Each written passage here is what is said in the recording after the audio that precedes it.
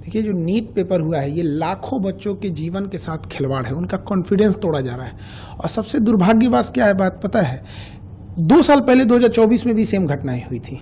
CBI inquiry हुई, कुछ नतीजा नहीं निकला, जिसका ये मनोबल बढ़ गया। फिर इस बार किया उन्होंने, लाखों बच्चों का भविष्य खराब होता है इससे, और कॉन्फिडेंस खराब हुआ अलग। और आपको सबसे अद्भुत बात क्या लगेगी, इसकी जानकारी किसी एजेंसी ने नहीं दिया, बल्कि इसकी जानकारी सबसे पहले बच्चों ने सरकार के पास पहुंचाई कि हमारा पेपर लीक हो गया है, देखिए यहाँ पर।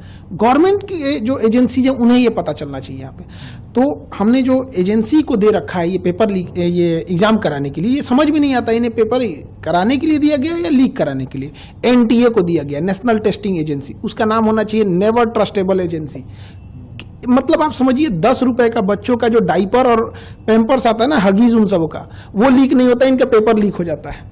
इतना घटिया इन लोग की व्यवस्था है। और इसकी जांच किसको देंगे? सीबीआई को। सीबीआई कब कौन से नतीजे पे बढ़िया से उतरेगी काम से, कहाँ जाएगा बच्चों का, ये हम बता रहे हैं। अगर ये सीबीआई को गया ना, बच्चों का एमबीबीएस कंप्लीट होगा तब तक इनकी जांच चलती रहेगी।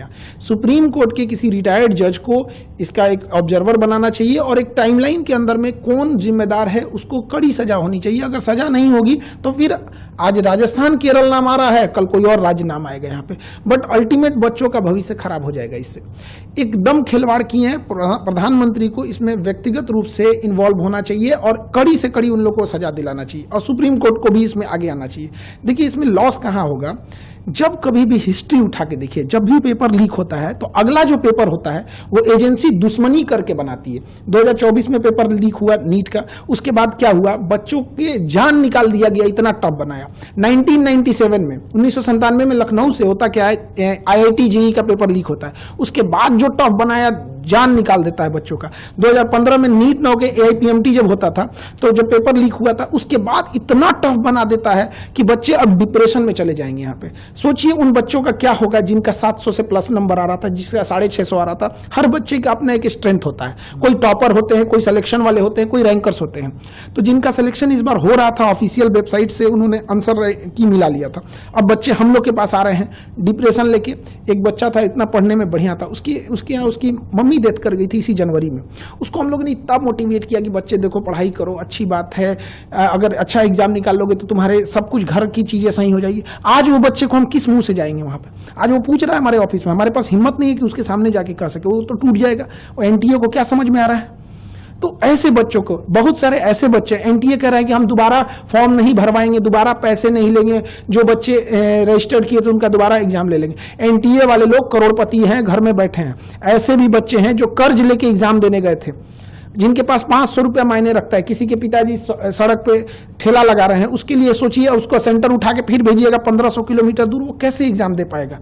खिलवाड़ बना के रख दिया गया है। और इसमें जो लोग कोचिंग को धंधा बना के रख दिए हैं कि इतने पैसे ले लो, ये कर देते हैं, इन लोगों के खिलाफ तो सख्त कार्रवाई होनी चाहिए। इनकी गहन जांच होनी चाहिए कि ये कोचिंग एक होना चाहिए पढ़ाने के लिए, जो भारत का कल्चर था गुरु दक्षिणा वाला, कि हम पढ़ा रहे हैं यहाँ पे। ये लोग अरबों खरबों का व्यापार बना के उसको रख दिए हैं। इनके पास था अकुल पैसा संपत्ति आ गया है कि इनके लिए पेपर लीक कराना चुटकी का खेल हो गया है। टॉपर ओपर को कहीं से ले देना इनके लिए खेल हो गया है। तो इस पे भी गहन जांच हो ताकि बच्चों का भविष्य ना बर्बाद हो। ये सीबीआई जांच के चक्कर में बच्चे अंधकार में पड़े हुए हैं, उनका कोई सुध लेने वाला नहीं है। सोचिए अब क्या है, जिन बच्चों का पेपर ठीक नहीं हुआ था उनको चलिए कि एक बार मौका मिलेगा, फिर 20 दिन में क्या करेंगे, वो खुद ही डिप्रेशन में चले जाएंगे।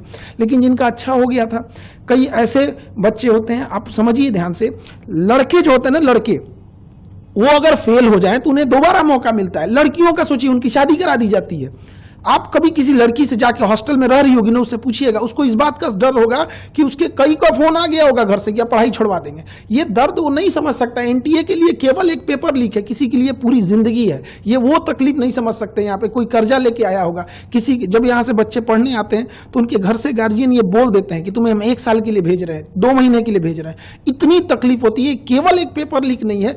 जो इस सोसाइटी को नहीं देखा है, जो एसी में बैठ के रहने वाले लोग, वो नहीं बता सकते हैं कि गरीब के घर में कितनी दिक्कत होती है यहाँ।